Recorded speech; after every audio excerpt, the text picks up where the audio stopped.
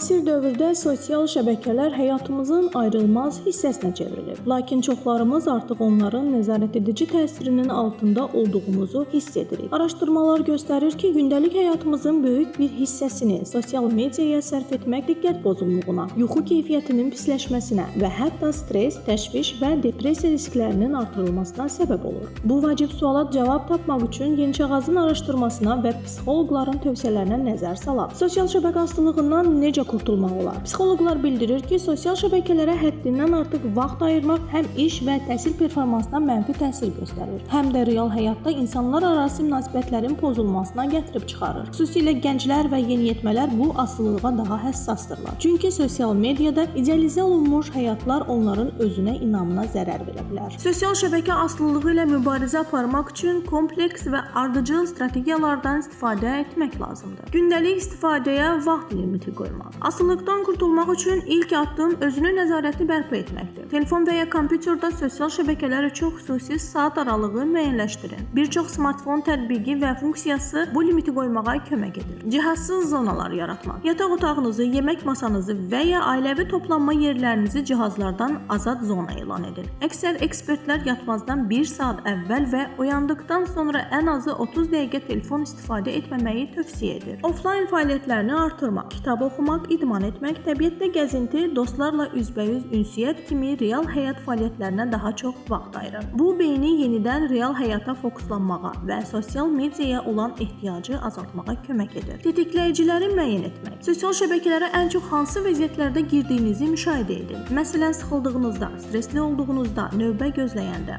Bu anları müəyyənləşdirin və həmin hallarda telefonunuzu əlinizə almaq əvəzinə alternativ sağlam bir fəaliyyət, su içmək, qısa gəzinti, dərin nəfəs almaq seçin. Ən çox asılılıq yaradan və sizə mənfi təsir göstərən tətbiqləri silin və ya onların istifadə müddətini kəskin azaldın. Yalnız müəyyən bir məqsəd üçün istifadə etdiyiniz platformaları saxlayın. Unutmayın ki, sosial şəbəkələr faydalı bir vasitədir, lakin onların həddindən artıq istifadəsi həyat keyfiyyətini aşağı sala bilər. Sağlam vərdişlər yaratmaq, diqqəti real həyata yönəltmək və rəqəmsal balansı qorumaq bu asılılıqdan qurtulmağın ən düzgün yoludur.